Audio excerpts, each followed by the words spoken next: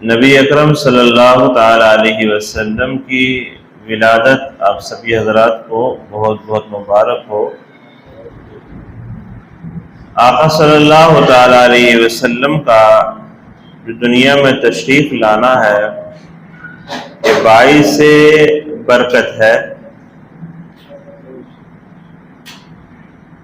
ماہ ربیع الاول کی جو 12ویں تاریخ ہے وہ ایمان افروز اور روح پرور تاریخ ہے۔ یہ جو 12ویں تاریخ ہے یہ اسلامی اور ایمانی خوشیوں کے ہزاروں گلشن اپنے دامن میں لیے ہوئے ہے۔ در حقیقت یہ 12ویں تاریخ ایک مومن کے لیے وہ عید سعید ہے کہ عید الفطر ہو یا عید الاضحیٰ، شب برات ہو یا شب قدر، ہر اسلامی خوشی کا دن، ہر ایمانی خوشی کی رات اسی 12ویں شریف کے طفیل اور صدقہ ہے۔ واللہ یہ مقدس تاریخ اگر اپنے دامن میں میلاد مصطفیٰ صلی اللہ علیہ وسلم کی مسرت اور شادمانی لیے ہوئے عالم وجود میں نہ آتی تو کعبہ جو قبلہ ہے یہ قبلہ اہل ایمان نہ ہوتا، نہ نزول قرآن ہوتا، نہ دین اسلام ہوتا، نہ کوئی مومن اور مسلمان ہوتا۔ عاشق رسول امام احمد رضا فرماتے ہیں ہوتے کہاں خلیل و بنا کعبہ و منا، یہ کہاں ہوتی سب چیزیں؟ ہوتے کہاں خلیل و بنا کعبہ و منا، لولاک والے صاحبی سب تیرے گھر کی ہے۔ یعنی آپ کی آمد کا صدقہ ہے کہ یہ سب کچھ ہے۔ اللہ نے فرمایا محبوب اگر تجھے پیدا کرنا مقصود نہ ہوتا تو میں کائنات کی کسی شے کو پیدا ہی نہیں کرتا۔ ہمارے حضور سراپا نور مصطفیٰ کریم صلی اللہ علیہ وسلم ابھی شکم مادر ہی میں تھے۔ والد محترم حضرت عبداللہ تجارت کی غرض سے ملک شام گئے، واپسی کے وقت مدینہ طیبہ میں اترے، وہیں بیمار ہوئے اور 25 سال کی عمر میں انتقال ہو گیا۔ جب آقا صلی اللہ علیہ وسلم شکم مادر میں 2 ماہ کے تھے تو والد محترم دنیا سے تشریف لے گئے۔ فرشتوں نے عرض کیا یا اللہ تعالیٰ تیرا حبیب صلی اللہ علیہ وسلم تو یتیم ہو گیا۔ تو اللہ رب العزت نے ارشاد فرمایا اے فرشتو انا لہو حافظ و نصیر، میرے محبوب کا والد چلا گیا تو آپ کیا کہہ رہے ہیں کہ یتیم ہو گیا؟ ایسا نہیں، اے فرشتو سنو میں اپنے محبوب کا خود حافظ بھی ہوں اور ناصر بھی ہوں، میں ہوں اس کا حافظ و ناصر۔ اللہ تعالیٰ نے فرشتوں سے فرمایا اے فرشتو تم میرے محبوب صلی اللہ علیہ وسلم پر درود پڑھو اور بس ان کے نام سے برکت حاصل کرتے رہو، ان کا حافظ بھی میں ہوں اور ان کا ناصر بھی میں ہوں۔ حضرت امام جعفر سے پوچھا کہ حضور صلی اللہ علیہ وسلم کے یتیم ہونے کی کیا حکمت ہے؟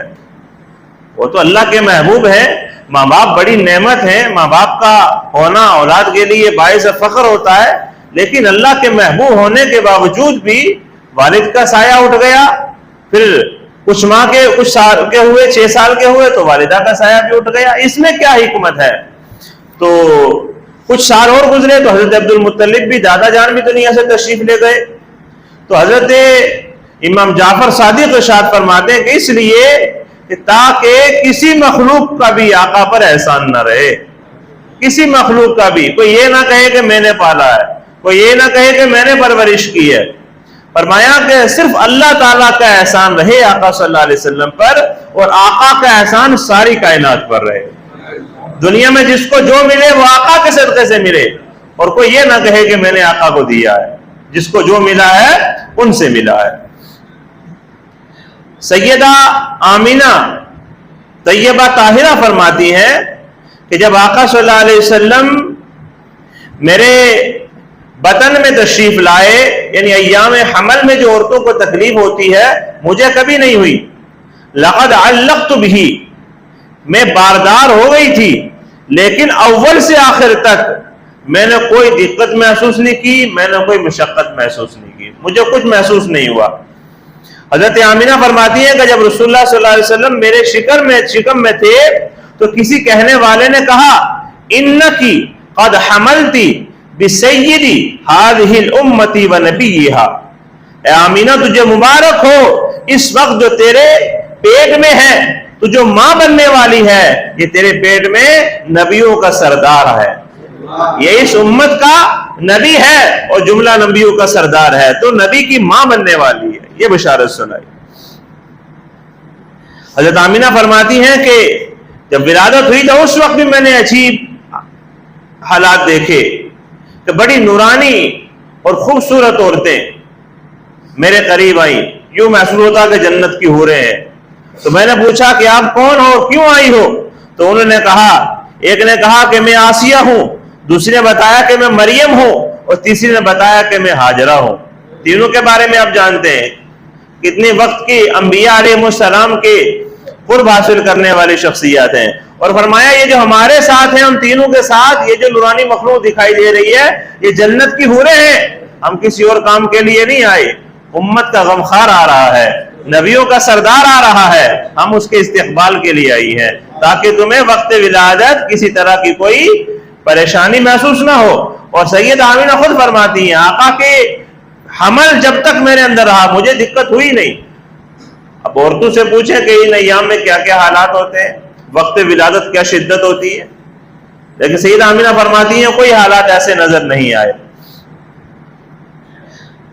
یاد رکھیں حضرات، جب ہم خوشی کا اظہار کرتے ہیں اور جشن منانا چاہتے ہیں تو چاہے وہ خوشی ملک کی آزادی کی ہو، اس کے موقع پر ہم خوشی کریں، یا بچے کی پیدائش کی خوشی ہو، یا کوئی اور نعمت ملے، تو ہم کیا کرتے ہیں اپنی حیثیت کے مطابق خوشی کرتے ہیں۔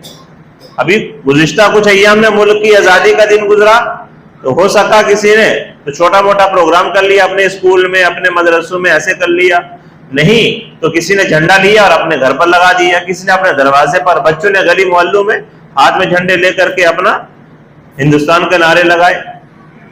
تو اپنی حیثیت کے مطابق روشنی کرتے ہیں ہم لوگ، اپنی حیثیت کے مطابق قمقمے لگاتے ہیں، ہم اپنی خوشی اور جشن کا اظہار اپنی حیثیت کے مطابق کرتے ہیں، لیکن وہ اللہ تعالیٰ جس کی شان بہت بلند و بالا ہے، اس نے ستاروں کو قمقمے بنا کر اس دن زمین کے قریب کر دیا تھا۔ حضرت عثمان بن ابی العاص کی والدہ فاطمہ بنت عبداللہ رضی اللہ عنہ فرماتی ہیں کہ جس رات رسول اللہ صلی اللہ علیہ وسلم کی ولادت ہوئی تو میں حضور نبی اکرم صلی اللہ علیہ وسلم کی والدہ کے پاس تھی۔ اب اس سے سچ تو کوئی اور نہیں بولے گا، کوئی اگر کہتا بھی ہے کہ کیوں کیا، کیسا کیا، کب کیا، فلاں نے کیا یا نہیں کیا، تو کیا انہیں تم صحابیہ مانتے ہو یا نہیں مانتے ہو؟ صحابی تو آمینہ کے پاس نہیں ہوں گے نا، صحابیہ ہی تو ہوں گی سیدہ آمینہ کے پاس۔ تو وہ خود فرماتی ہے کہ میں حضور صلی اللہ علیہ وسلم کے پاس تھی۔ یاد رکھنا کہ صحابی اور صحابیہ کو جھوٹا ہونا اگر کوئی کہتا ہے تو وہ ایمان سے خارج ہو جائے گا، جھوٹا نہیں کہہ سکتے، وہ سچے تھے، نبی کا ہر صحابی سچا ہے اور جنتی ہے۔ تو نبی صلی اللہ علیہ وسلم کی کہتی ہیں میں والدہ کے پاس تھی تو میں نے دیکھا کہ خانہ کعبہ نور سے منور ہو گیا ہے۔ ولادت کہاں ہوئی؟ مکے میں ہوئی۔ خانہ کعبہ کہاں ہے؟ مکے میں ہے۔ تو دیکھ کر گئی تو بتایا، اور فرماتی ہیں وَإِنِّي لَأَنظُرُ إِلَى النُّجُومِ تَدْنُو حَتَّى أَنِّي لَأَقُولُ لَتَقَعْنَ عَلَيَّ، فرماتی ہیں کہ میں نے دیکھا کہ ستارے زمین کے اتنے قریب آ گئے کہ مجھے کہنا پڑا کہ کہیں مجھ پر گر نہ پڑے۔ تو ستارے زمین پر کیوں آئے تھے؟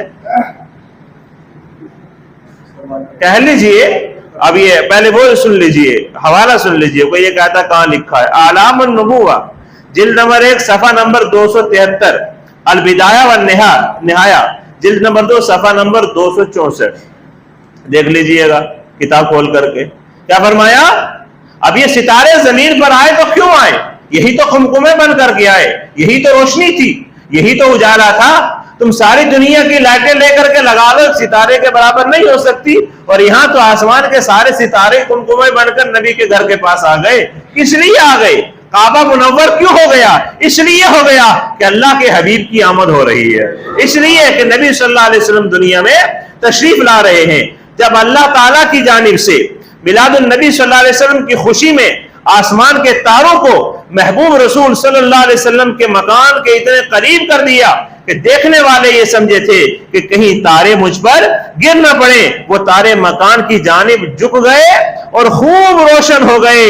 میلاد مصطفیٰ منانے والوں امام احمد رضا نے پیغام دے دیا, فرمایا صبح طیبہ میں ہوئی, بڑھتا ہے باڑا نور کا اور صدقہ لینے نور کا آیا ہے تارا نور کا. نور کا صدقہ لینے کے لیے آسمان کے ستارے بھی آ گئے.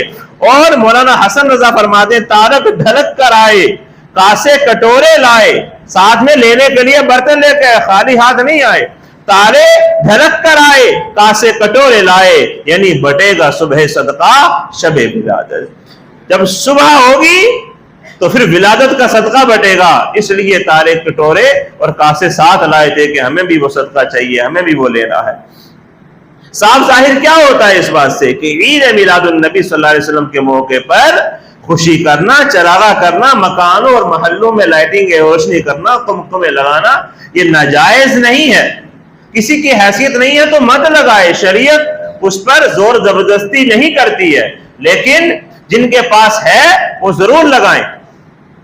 کیوں کہ ہمیں وہ نبی نصیب ہوا ہے, وہ امت, اس امت میں ہم پیدا ہوئے ہیں جس میں نبیوں نے بھی دعائیں کی ہیں, اللہ ہمیں اس امت میں پیدا کرتا جس میں تیرا محبوب ہے, تیرے محبوب کے امتی ہوتے ہم, تیرے محبوب کے غلام ہوتے ہم. اور ہمیں تو یہ بلا قیمت یہ مرتبہ مل گیا. بلا قیمت اس لیے تو ہمارے بھاؤ بڑے ہوئے. نبی کہہ رہے ہیں اللہ نبی نہ بناتا, ہمیں امتی اور غلام بنا دیتا, اور ہم امتی غلام ہونے کے باوجود بھی شکریہ ادا نہیں کرتے. اب آگے بڑھتے ہیں تھوڑا سا.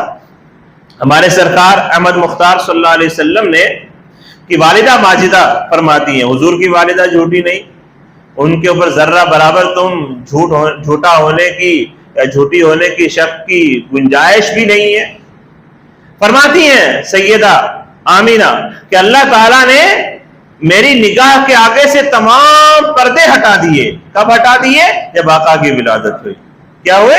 تمام پردے ہٹا دیے. تو میں نے دیکھا مشرق سے مغرب تک سارے عالم کو. مشرق میں مجھے یہ دکھائی دے رہا تھا, مغرب بھی, یہ بھی پوری دنیا میرے سامنے مجھے دکھائی دے رہی تھی.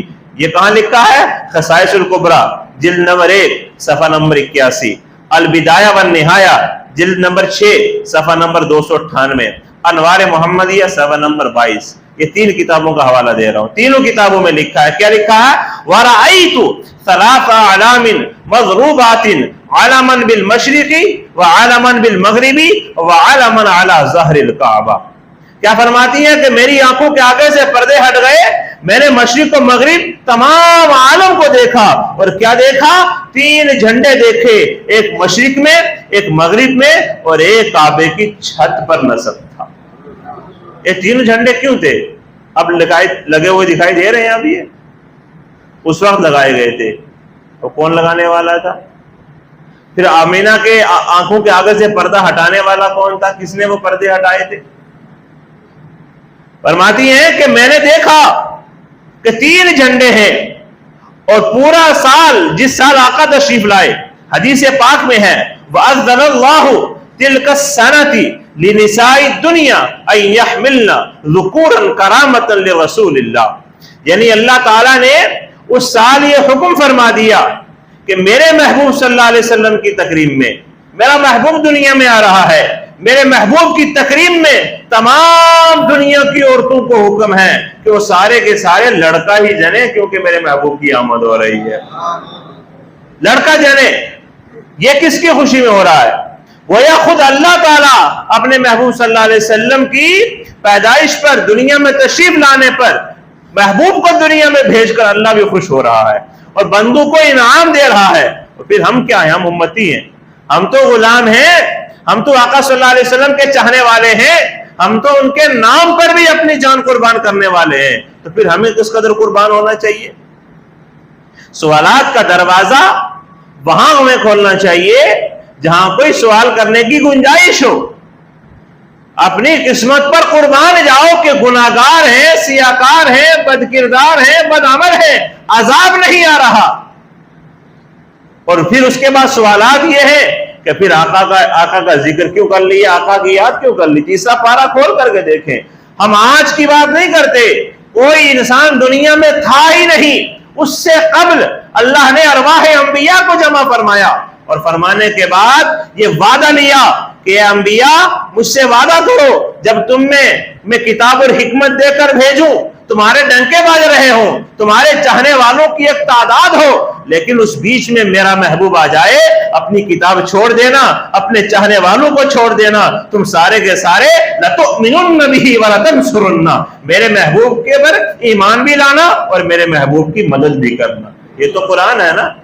اور اتنا ہی نہیں، اللہ نے فرمایا اے انبیاء کیا اقرار کرتے ہو یہ کب میلاد ہو رہا ہے، یہ ذکر کب ہو رہا ہے؟ ارے نبی کا ذکر کرنے کو تو ہم میلاد کہتے ہیں اپنے الفاظ میں، تو نبی کا ذکر کب ہو رہا ہے؟ جب یہ دنیا ابھی وجود میں نہیں ہے، کوئی انسان نہیں آیا، عالم ارواح میں یہ فیصلہ ہو رہا ہے۔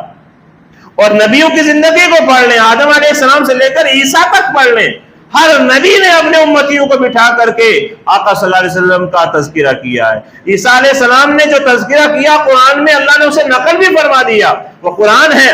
اللہ نے ارشاد فرمایا کہ عیسیٰ نے اپنے امتیوں سے یہ کہا وَمُبَشِّرًا بِرَسُولٍ يَأْتِي مِن بَعْدِهِ اسْمُهُ أَحْمَدُ، لوگوں میں تمہیں خوشخبری سناتا ہوں، بشارت دیتا ہوں کہ میرے بعد اللہ کا محبوب آنے والا ہے، میرے بعد نبی آنے والا ہے، اس کا نام احمد ہوگا۔ تو ذکر کرنا قرآن سے ثابت ہے، انبیاء علیہ السلام کی زندگی سے ثابت ہے، یعنی نبی کی زندگی کا جو عمل ہے وہ تمہیں پسند نہیں، انبیاء علیہ السلام نے جو کام کیا وہ تمہیں پسند نہیں، اور اللہ نے جو عالم ارواح میں انبیاء علیہ السلام سے وعدہ لیا کیا وہ ہمیں پسند نہیں؟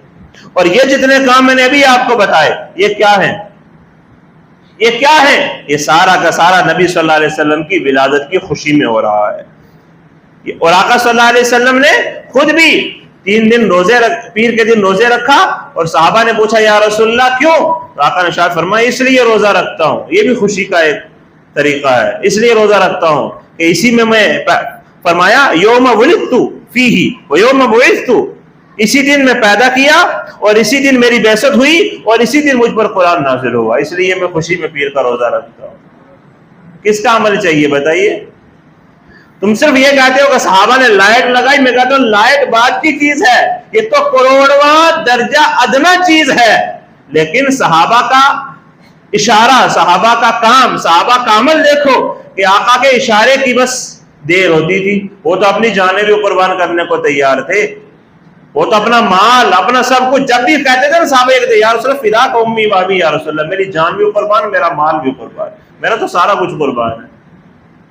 ایک لائٹ کی بات نہیں ہوتی ہے، یہ صرف ہمارے سمجھنے تک کی بات ہے کہ ہم لوگ نبی صلی اللہ علیہ وسلم سے کتنی محبت کرتے ہیں۔ جو جتنی زیادہ محبت کرتا ہے وہ اتنی ہی زیادہ خوشی کرتا ہے۔ میں بات ختم کر رہا ہوں، شاعر کہتا ہے کہ خاک ہو جائیں عدو جل کر مگر ہم تو رضا، دم میں جب تک دم ہے ذکر ان کا سناتے جائیں گے، اور باغ طیبہ میں سہانا پھول پھولا نور کا، مست بو ہیں بلبلیں پڑھتی ہیں کلمہ نور کا۔ اور ہمارا کیا، ہم اتنے بیکار ہیں، اتنے ناکارہ ہیں کہ ہمیں آقا کا اگر صدقہ نہ ملے تو ہم دنیا میں جی نہیں سکتے۔ شاعر نے اشارہ کر کے کہا اپنی بنی ہم آپ بگاڑے، ارے کون بنائے بناتے یہ ہیں، کون بنائے بناتے یہ ہیں، لاکھوں بنائے کروڑوں دشمن، کون بچائے بچاتے یہ ہیں، کون بچائے بچاتے یہ ہیں۔ اور جو گر رہے تھے انہیں باہوں نے تھام لیا، جو گر چکے یہ ان کو اٹھانے آئے ہیں، اور نصیب تیرا چمک اٹھا دیکھ تو نوری، عرب کے چاند لحد کے سرہانے آئے ہیں۔ ہم تو اس چیز کے قائل ہیں کہ دنیا میں ہی صدقہ نہیں، ہم مرنے کے بعد قبر میں جب پہنچیں گے اور اللہ کی طرف سے فرشتے آ کر سوال کریں گے تو ہمارے آقا وہاں بھی ہمیں بچانے کے لیے آ جائیں گے۔ ہاں جو چاہتا ہے کہ بچانے کے لیے یہاں بھی آئے وہاں بھی آئے وہ خوب کرے، اور جس کو ضرورت نہیں ہے اس کی مرضی ہے۔ اللہ مجھے آپ کو سب کو عمل کی توفیق عطا فرمائے۔